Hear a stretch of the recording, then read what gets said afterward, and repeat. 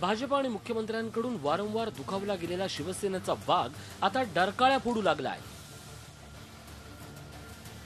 मुख्यमंत्री आणि भाजप विरोधात शिवसेनेनं थेट हल्लाबोल सुरू केला आहे। शिवस्मारक भूमिपूजन कार्यक्रमात उद्धव ठाकरेंना मिळालेली अपमानास्पद वागणूक, नोटाबंदीवरून नरेंद्र मोदींनी सुनावलेले खडे बोल यामुळे उद्धव ठाकरेंसह शिवसैनिक प्रचंड दुखावले गेले।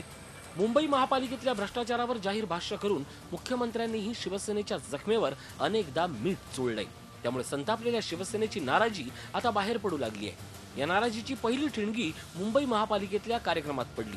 यावेळी उद्धव ठाकरेंनी थेट नाव न घेता मुख्यमंत्र्यांवर निशाणा साधला। सगळं काही स्वच्छ असलं पाहिजे, कोणाच्याही मनामध्ये किंतु परंतु किंबहुना संशय असता कामा नये, आणि असलाच तर आमच्यापर्यंत येण्याची आवश्यकताच नाही। जा तिकडे क्लिक करा आणि आपल्या प्रश्नाचे उत्तर मिळवा। मला नाही वाटत एवढा स्वच्छ आणि पारदर्शक कारभार देशातल्या अन्य कोणत्या महापालिकेमध्ये असेल।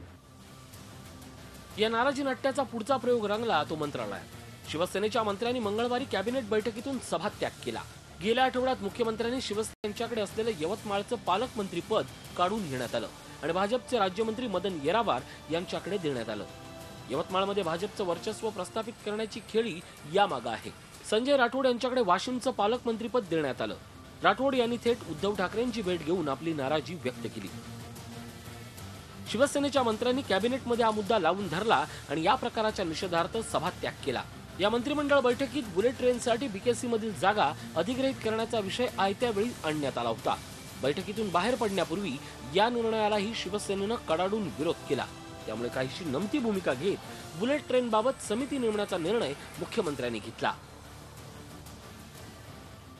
सत्तेत एकत्र असूनही शिवसेना आणि भाजपमध्ये सुरू असलेला संघर्ष आणि नाराजी नाट्य आता थेट राज्य मंत्रिमंडळ बैठकीपर्यंत येऊन पोहोचलंय।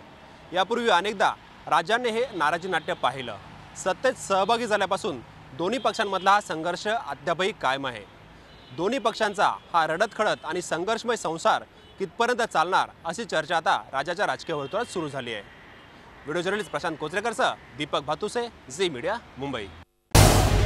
झी 24 तास रहा एक पाऊल पुढे।